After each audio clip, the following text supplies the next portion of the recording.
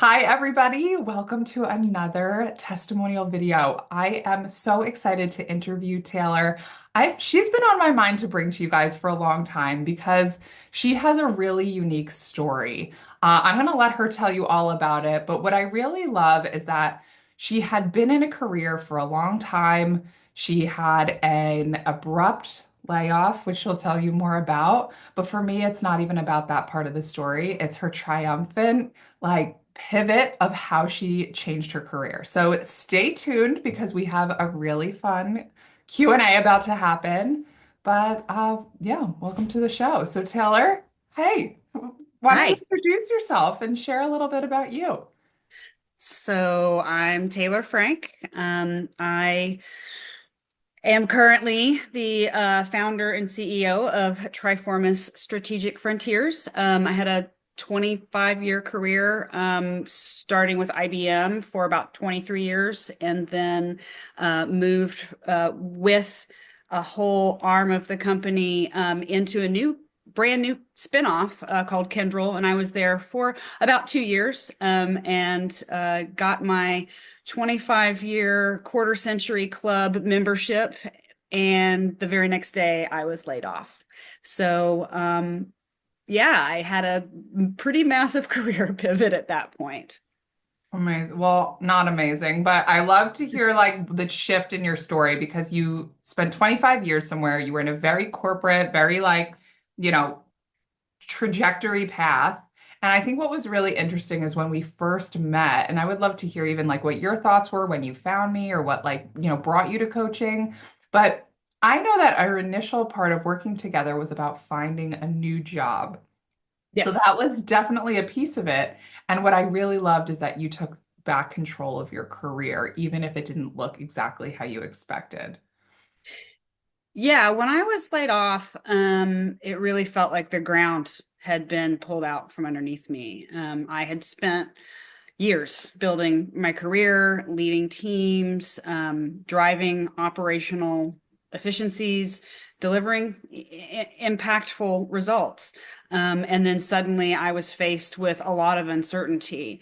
I gave myself a moment to go through all of those stages of grief, and then said, okay, that's it. Gonna take a strategic approach. And so I was able to leverage the severance package that I received, as well as the savings that my husband and I had built up for just this very thing, to focus on some professional development. So I used that time to get some certifications that would bolster my resume. And I did give myself very specific windows of time to focus on the job search. And what started as a job search for my next leadership role turned into something bigger, in that I spun up my own consulting business, Triforma Strategic Frontiers, where I now help organizations with project, program, and business operations management. And, that transition was about more than just survival. It was really seizing an opportunity to create something that was meaningful to me. Amazing. Okay. I want to take a step back because I Mhm. also want to, we're going to take a big step forward too. I want to hear all about that. I want to, and TSF or Triformis Strategic Frontiers, you'll hear us probably say both of those things. But I want to get in the mindset of who you were when we first met. What were you experiencing when we connected? We started our work in about January. You got your layoff notice in the fall. So you had a few months of figuring it out. So Right. tell me what was going on prior. I was burnt out, to be perfectly honest. I hadn't really noticed it. It was a lot like being a frog in a pot. Mm. And so the level of burnout was so complete. My husband and I joked that he was my chief of staff, and I hadn't really recognized just how much extra workload he had taken on that I wasn't doing, because I had no balance in my Mm. life. And so when you and I started working together, I was way out of balance. I was still coming off of that trying to work at that same level, but my new job was finding a job, and trying to do that 8 hours a day while trying to also pursue some development. And I just realized I couldn't do that anymore. I had to Mhm. take a hard pause and ask myself, what's gonna benefit me more?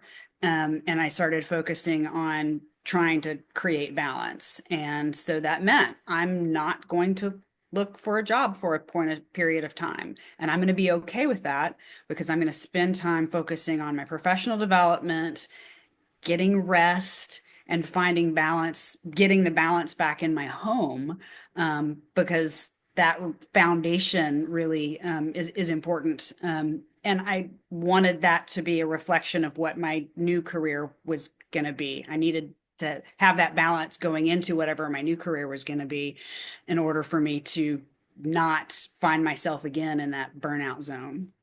Love it. I want to call out, and which I'm sure most of anyone who's listening to this is like, oh, so you didn't take the traditional path of get laid off, freak out, spend 8 hours plus a day looking for a new job, and like kind of desperately accept the first offer you get. So tell me why you went a different path because I find it, I'm inspired by it. It's radically different and it's what I walk my clients through, but it's not the traditional path. Well, I mean, some of it was out of frustration with the job market out there. I am under no illusions that there were certain elements of sexism and ageism working against me. And there was also a lot of what are called fractional jobs that are out there, which basically means people don't want to hire full time or they don't have the budget to hire people full time. And that's fine. And so as I started to notice that, I realized, well, I could go work for a contracting firm, um, and do that fractional work and let them manage the business side of it. But they would be getting a portion of my income. So I was like, well, or I could just spin up my own company and get to keep all of that. So that was really the calculus was I didn't want to have two bosses in the contracting firm and then whoever the client was. I wanted to have one boss and I wanted that boss to be me. So Love that it. was ultimately the decision. hmm It took a little bit of time to come to that because there was this period of like, let me find a job, let me keep looking. So I feel like it naturally grew in you. Would you agree? Like, did you feel like that was an option from the beginning, or do you feel like that was something that you like that you opened to or softened to over time? I definitely think it was a seed that was planted really early on, hmm that other people had kind of asked me if I had considered, and I was pretty vehemently against it.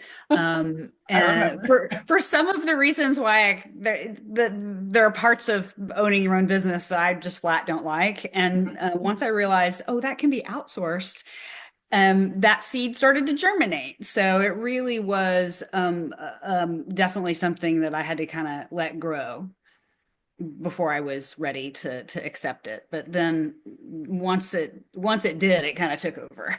Yes, and we're going to talk about that because I love that part of your story. But tell me how coaching has supported you in this shift, going from, expecting a traditional corporate route, looking for a job in a hard market, to then being like, okay, I'm going to pivot. Like, how did it support you step by step along this process? I think that the process, particularly the tools that you have taken me through, really helped me to see my own potential. Mhm. It really provided me the mechanism to get clear and to the confidence to kind of make a bold move like starting up my own company, stepping into leadership roles, and advocating for myself in ways that I hadn't before. Like asking for what I'm worth, or using my experience to assert strategic directions. Um, and it helped me kind of redefine success on my own terms rather than chasing someone else's idea of what a career should look like. Hmm. I love it. I love it. As you were going through, how had your mindset changed?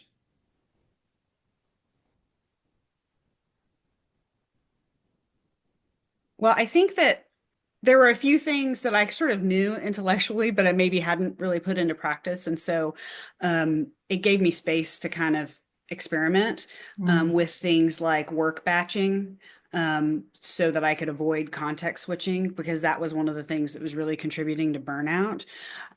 Blocking out my calendar so that this time is devoted for work, this time is devoted for family, or any of the other activities, extracurriculars that I'm involved in. But also building some flexibility into my schedule. That was something that I hadn't done before, because life has a way of lifing, and you need to be able to adapt and pivot when necessary. Um, and then getting really comfortable with saying no, Hmm. and no being a full sentence. Love it.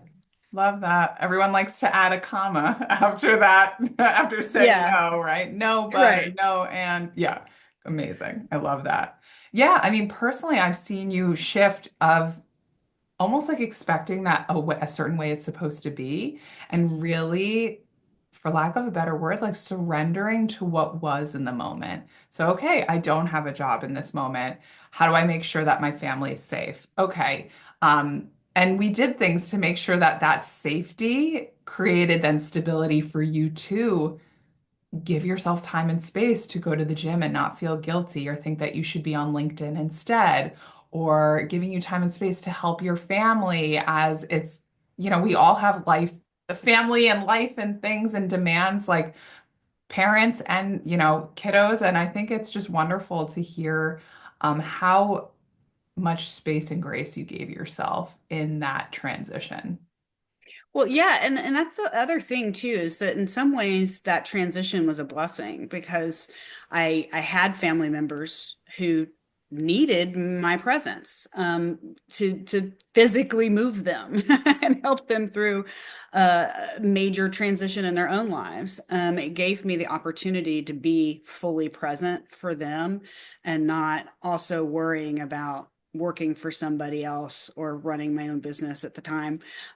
So yeah, it was a unexpected blessing, I guess, is how I'd put it. Amazing. I loved watching it because it was such a um it was just such a beautiful thing to see where and a lot of times people it's like our natural instinct when the economy's shifting, when the political landscape is getting intense, that we grip with it. And listen, we all, we're all part of this universe. Like in the winter, it's all cold and we all need to wear more clothes, or like, we all have to prepare accordingly. But like, you didn't let it get to you. They say, like, what, like in a hurricane, a palm tree just sways versus like you didn't break. And that's what I love that as you were going through highs and lows and a lot of change, personally, professionally, environmentally, what was going on, you just swayed. And it was really beautiful to just like kind of see this evolution of you through it, through the storm. I love it. So tell me, what are some of your wins? We've been working together for a little bit. Like what feels like you're walking away being like, yeah, this was good. So one of the things that I did, as I mentioned earlier, I focused on professional development. I'd been working in project management for decades and had never gotten a certification for it. I had long thought that certifications were just really kind of a money grab. But then I also recognize that those certifications really are helpful with the job search, or they provide my bona fides for me as a project manager when I'm seeking a new client, or courting a new client.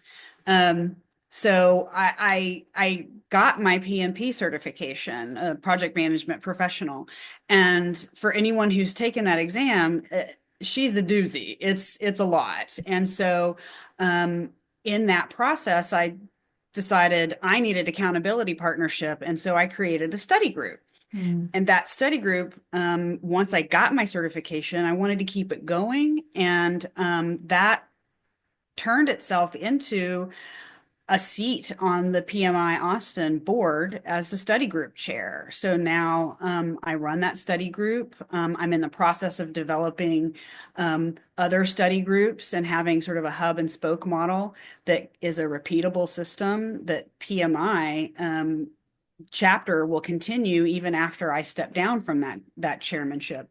So that feels like a really big win, that will have my name on it. And I've had students pass. I guess study group members have passed the exam, and they've Amazing. attributed their exam results to having that study group. And so that feels like a really big win for me. And so, yeah, and I'm also been able to step into a leadership position with a local, well, with a international women's networking group called Elevate, and so I'm on the leadership team there. And so, yeah, I'm on two boards. You know, who knew? Love it. And that's what I think was so beautiful. Like in your process, I'm not just applying to apply to things, but instead over time, and in the beginning, then maybe there was a bit of that just because there was the rigmarole of like looking for the job. But as you pivoted, you repositioned yourself. You were like, what brings me joy? Where do I want to put my time and energy? How can I it was a personal betterment that had ripple effect. And that's why I love to see that now you're like on two boards running stuff. But okay, keep going because there are far more wins. And if you run out of them, I have a whole list. Gosh, I Tell me about your mean, business. well, yeah, starting my business, and I don't know. It's interesting to get invited to things as a business owner. Getting asked to consult, provide, a one-time consulting to give insight into what project executives in the tech world might perceive as strategically important, and to be able to be asked even. I think that's a win. I don't know. I'm not very good at tooting my own horn, Okay, I'm really. gonna do it for you. Toot toot. Okay, within months, this amazing CEO created over a six-figure business. This amazing CEO still has work-life balance where she works part-time hours and very close to the salary that she had, right? So you have now close to the same monies, but far more time to do your thing, to be on boards, to still go to the gym, to still be there for your family. So, okay, toot toot. Let's keep going. Has a client that she had a 6-month engagement with that is renewing for a 12-month project. Okay, guys, this is a first year business owner. For someone who's been in business for 11 years, it took me a long time. I'm still working to have creds like Taylor. So let's just say she's doing incredible, hitting it from the gate as a consultant, charging what she's worth, raising her rates accordingly with her value, commensurate with her output. This is the stuff that we teach because this is the value of you being able to be a woman with a balanced career, like an ambitious career and a balanced life. Toot toot. Okay. And then just personally, like, and this is where you can say wins or not, but just like have been, again, that like palm tree in the storm, like no matter what comes your way, being able to be fully present for your family has been amazing in this like shifting time. Yeah, yeah, it really has. It's been amazing. I had the opportunity to take a mother-daughter trip with my kiddo, and do something really meaningful for me, for them. We got to march in the New York City Pride Parade, and that was such a big deal. And we're planning on repeating that this summer locally. And so I've hopefully infected them a little bit with the project management bug, because we've got our board up for all the things that we want to do for that. And I should probably charge my billable hours rate for that. I would agree. I would agree. I love it. And that's where there's, for anyone who's listening to this, I'm sure there's a lot of thoughts of like, wow, how did she do it? How did she build a business? How did she do it? So tell me why it feels like coaching as you've transitioned through work and life and balance has been so valuable for you. Um, because I wasn't alone in the process, Mm, you don't have to figure everything out yourself. And having the coaching was really helpful, because you were asking me questions that I wouldn't have probably thought of, challenging assumptions that I was making, providing tools that I wouldn't have otherwise probably come across myself, to reframe um, my thoughts around my situation. And so really kind of helping me cut through a lot of the noise and clutter in my own head, um, finding where I had blind spots, um, and helping me to see and then step into my full potential. Um, that's really not something that I think it's rare that somebody can do that on their own. mm. And so when I was stuck or overwhelmed, second guessing myself, that's really where having a coach to ask me the critical questions, and have those crucial conversations was a real game changer for me. When you first engaged with working with me, did you think this is what you would be getting? Like you would be getting this, like what we did together, what your life looks like now? Like, is this what you expected?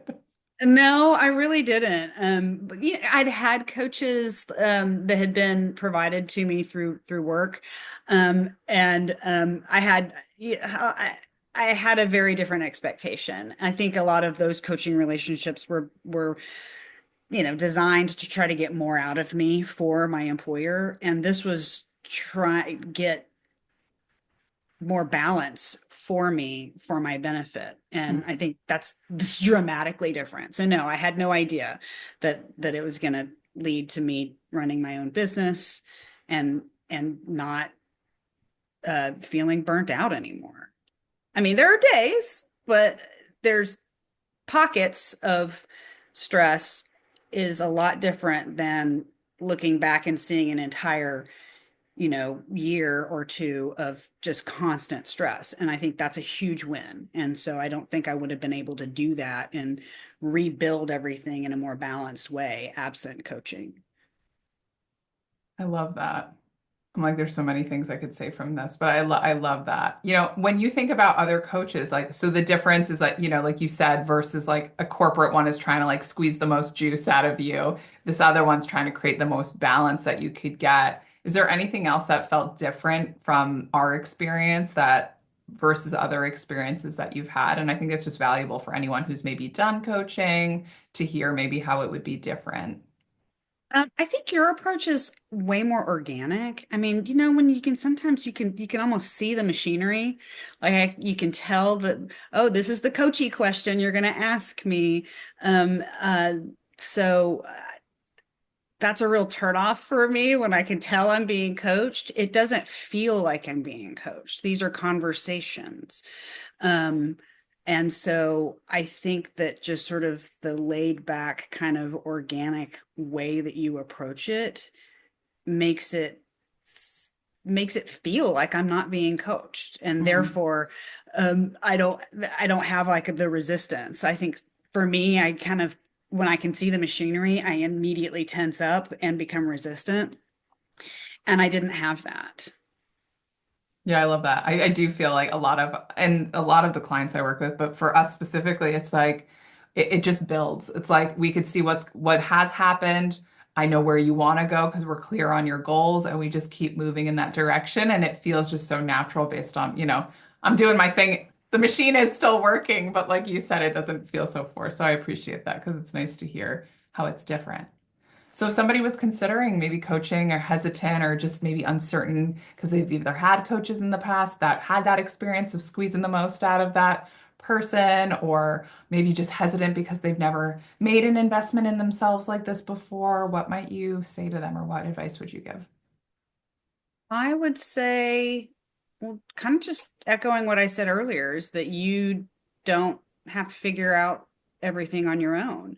That a good coach is going to clear through the clutter and help you organize those voices in your head. Mm-hmm. um, and really help expose your blind spots and help you really achieve your full potential. And so, um, it's an investment in yourself that's really worth it. And I would highly recommend it.